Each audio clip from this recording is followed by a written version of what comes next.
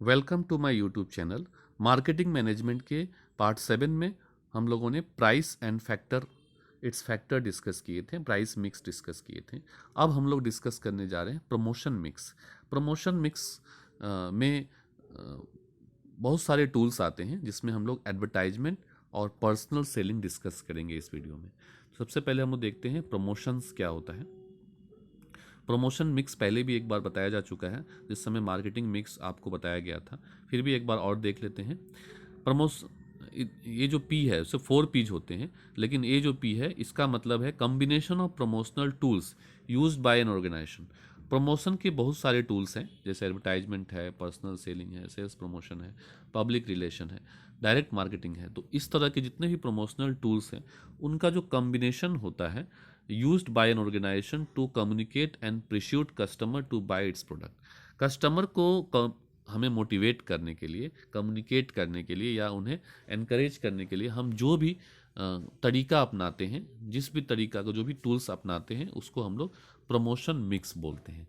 Various tools of communication are used by the marketer to inform and persuade customer about their firm's product. अपने firm के product के लिए जो भी marketer होता है वह कुछ ना कुछ प्रमोशन मिक्स, कुछ ना कुछ प्रमोशन टेक्निक यूज करता है, कुछ ना कुछ टूल्स यूज करता है, जिसमें कई पार्ट में बांटा गया। एडवर्टाइजमेंट, कोई एडवर्टाइजमेंट यूज करता है, कोई पर्सनल सेलिंग यूज करता है, कोई सेल्स प्रमोशन यूज करता है, कोई पब्लिसिटी यूज करता है, या कोई पब्लिक रिलेशन भी यूज करता है, पब्लिक रिलेशन भी यूज करता है। बहुत सारी चीज़ें हैं। तो अब कोई कोई ऐसे भी हैं जो इसमें से सारे यूज करते हैं, तो कोई इसका कॉम्बिनेशन, एक दो का कॉम्बिनेशन लेके यूज करता है।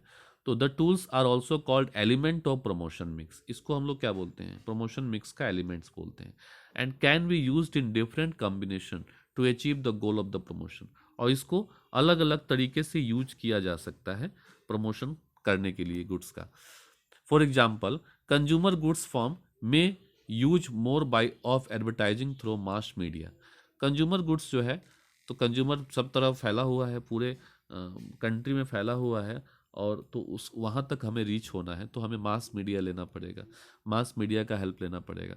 While the industrial goods, industry तो हर जगह नहीं है, तो इंडस्ट्रियल गुड्स के लिए हमें क्या करना चाहिए? पर्सनल सेलिंग यूज करना चाहिए। What combination of these elements is used by a firm will depend upon various factors such as nature of market। Market का नेचर कैसा है?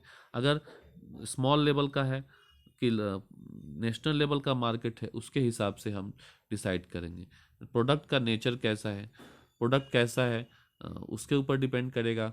प्रमोशन बजट कितना है, आप कितना पैसा खर्च कर सकते हैं, आपका ऑब्जेक्टिव क्या है प्रमोशन का, ये सब चीज़ों के ऊपर आप कौन सा टूल्स यूज करेंगे वो डिपेंड करता है। सबसे पहले हम लोग प्रमोशनल टूल में हम लोग 4 चीज़ डिस्कस करेंगे, जिसमें advertisement, personal selling, public relation and sales promotion. तो आज हम लोग डिस्कस करेंगे advertisement and personal selling. Next class में हम लोग डिस्कस करेंगे public relation and sales promotion. तो अभी एडवर्टाइजमेंट डिस्कस करेंगे। Most commonly use tools of promotion. Advertisement जो है सबसे कॉमन टूल्स है। It is an impersonal form to communication. मतलब इसमें पर्सनली हम बायर से कम्युनिकेट नहीं कर रहे, इम्पर्सनल तरीके से कर रहे हैं। Which is paid by the marketer, इसके लिए पैसा पेमेंट किया जाता है, स्पॉन्सर को पैसा पेमेंट किया जाता है जो भी इसको स्पॉन्सर करता है, to promote goods and services.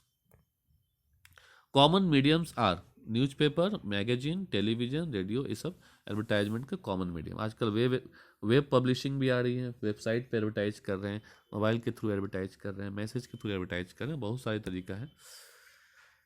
Role और इम्पोर्टेंस ऑफ एडवर्टाइजिंग। एडवर्टाइजिंग का क्या रोल है? सबसे पहले है कि यह पेड फॉर्म में होता है। Sponsor has to bear the cost of communication with the prospective buyer. इसमें कम्युनिकेशन के लिए जो भी खर्च होगा वह मार्केटर को बियर करना पड़ता है। Impersonal, no direct face to face contact between prospects and advertisers. जो कस्टमर है और जो एडवर्टाइजर है उसके बीच कोई डायरेक्ट कॉन्टैक्ट नहीं होता है। Creates a monologue and not a dialogue. तो डायलॉग क्रिएट नहीं हो पाता है इसमें। आइडेंटिफाइड स्पॉन्सर, इसको जो स्पॉन्सर करता है, undertake by the identified individual who makes the advertising effort and beer the cost of it. अब इसको एडवर्टाइज करने के लिए कोई ना कोई स्पॉन्सर चाहिए होगा, तो स्पॉन्सर जो मार्केटर होता है वो इसका स्पॉन्सर होता है जो इसको एडवर्टाइज करवाता है, और वो ही कॉस्ट बियर करता है। Mass reach, large number of people over a large geographical area can be reach. Advertisement के थ्रू पूरे कंट्री के लोग, पीपल के पास हम पहुंच सकते हैं, पूरे कंट्री का, पूरा वर्ल्ड के लोगों के पास हम पहुंच सकते हैं।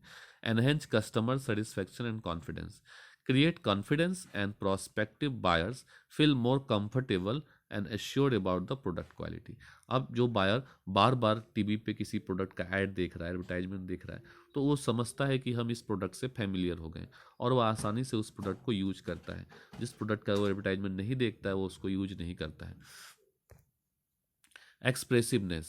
Due to development in art, computer design, and graphics, special effects can be created that make simple product or message look attractive. अब एडवर्टाइजमेंट के थ्रू सिंपल प्रोडक्ट के लिए भी ऐसी ऐसी एडवर्टाइजमेंट की जाती है जिससे लोग उससे अट्रैक्ट होते हैं, वह प्रोडक्ट उनके लिए ज़्यादा अट्रैक्टिव लगता है। Economy. Because of its wide reach, overall cost of advertisement gets spread over the wide audience and per unit cost of reach. अब इसमें खर्चा तो बहुत है एडवर्टाइजमेंट में, लेकिन इसका रीच भी बहुत ज़्यादा है, तो इतनी ज़्यादा रीच है तो सारे पब्लिक में वो खर्च अगर डिवाइड करे तो बहुत कम पड़ता है। नेक्स्ट है लिमिटेशन ऑफ एडवर्टाइजमेंट। एडवर्टाइजमेंट का क्या लिमिटेशन है? Less forceful. एडवर्टाइजमेंट जो है इम्पर्सनल होता है, आप तो बायर के सामने तो नहीं खड़े हैं, कि बायर को समझा तो नहीं रहे हैं सामने खड़े होके, तो it is less forceful that the personal selling से कम फोर्सफुल है, as there is no compulsion on the prospects to pay attention to the message. क्योंकि हम जैसे एडवर्टाइज देखते हैं टीवी में, एडवर्टाइज देखते ही हम चैनल चेंज कर देते हैं, तो यहाँ पे जो ऑब्जेक्टिव था एडवर्टाइजमेंट का वह अचीव नहीं हो पाया। Lack of feedback, it the evaluation of the effectiveness of advertisement message is very difficult as there is no immediate or accurate feedback mechanism of the message that is delivered. अब हमने TV पे add दिया, paper में add दिया, तो हमें customer की तरफ से फीडबैक तो नहीं मिला, तो हमें पता नहीं चल पाता है कि हमारा जो एडवर्टाइजमेंट है वो सक्सेस है या फेल है। Inflexibility. Advertisement is less flexible as the message is standardized and not tailor-made to the requirement of the different customer group. अब जो भी एडवर्टाइजमेंट हम करते हैं वो सारे कस्टमर के लिए एक साथ करते हैं, ऐसा नहीं कि अलग अलग कस्टमर के लिए अलग अलग एडवर्टाइजमेंट करते हैं। तो अब हर तरह के कस्टमर हैं, कुछ कुछ को उस तरह से नहीं समझ में आएगा, तो फिर वहाँ पे हमारा ये पर्पज फेल हो जाता है, उसमें कोई फ्लेक्सिबिलिटी नहीं रह जाती है। Low effectiveness, as the volume of advertisement is getting more and more expanded, it becomes difficult to make advertising message heard by the target prospects. बहुत ज़्यादा एडवर्टाइजमेंट हो रहा है, हज़ारों लाखों एडवर्टाइजमेंट टीवी पे पेपर में आ रहे हैं, तो अब बायर्स को अब समझ में नहीं आता है कि कौन सा एडवर्टाइजमेंट देखे कौन सा ना देखे। This is affect the effectiveness of advertisement, इससे एडवर्टाइजमेंट के इफेक्ट पे असर पड़ता है। एडवर्टाइजमेंट के लिए बहुत सारे लोग उंगली उठाते हैं कि नहीं एडवर्टाइजमेंट अच्छी चीज़ नहीं है, तो इसके क्या रीज़न हो सकते हैं, क्यों उसको बोलते हैं अच्छी चीज़ नहीं है? तो बोलते हैं कि नहीं, एडवर्टाइजमेंट जो सेलर एडवर्टाइजमेंट करता है, तो एडवर्टाइजमेंट में जितना खर्च होता है वो सारे खर्च को प्रोडक्ट के दाम के साथ जोड़ देता है, तो प्रोडक्ट का दाम बढ़ जाता है, इसलिए एडवर्टाइजमेंट तो करना नहीं चाहिए। कुछ लोग बोलते हैं कि एडवर्टाइजमेंट के कारण कन्फ्यूजन होता है कस्टमर को। अब एक ही प्रोडक्ट है, हेयर ऑयल है, उसके बहुत सारे ऐड आ रहे हैं, हर हर आदमी क्लेम करता है कि हमारा बेस्ट है। अब यहाँ बायर कंफ्यूज हो जाता है किसका बेस्ट है, किसका यूज करें, हर सब तो अपने आप को बेस्ट बता रहा है, तो किसका यूज करें, तो कन्फ्यूजन होता है एडवर्टाइजमेंट के कारण। Encouraging sales of inferior product, कभी कभी ऐसा भी होता है कि जो प्रोडक्ट इन्फीरियर है, बैड क्वालिटी का है, वो भी इतना ज़्यादा एडवर्टाइजमेंट किया जाता है कि कस्टमर उसको खरीद लेता है, तो इन्फीरियर प्रोडक्ट का भी सेल्स बढ़ जाता है। Advertisement of bad taste, events model degrade the human dignity, बहुत सारे ऐसी एडवर्टाइजमेंट है जो ह्यूमन डिग्निटी को, एथिक्स को डिग्रेड करने का काम करता है। Undermine social values and promotes materialism, social values को अंडरमाइन करता है। यह it induce the customer to buy more and more product, अधिक से अधिक प्रोडक्ट खरीदने के लिए बोलता है। Because of emphasis on materialism social relationship are distorted which bring social disorder. In the changed economic environment of globalization, advertisement is considered as an important tools of marketing. अब तो ग्लोबलाइजेशन का दौर है। अब एडवर्टाइजमेंट कितना भी खराब हो उससे हमें कोई फर्क ही नहीं पड़ता है, क्योंकि एडवर्टाइजमेंट के बिना हमारा काम नहीं चलेगा। It help a form the effective communication with its target market, increase the sales and thereby reducing the per unit cost of production. It is not a social waste, rather it add value.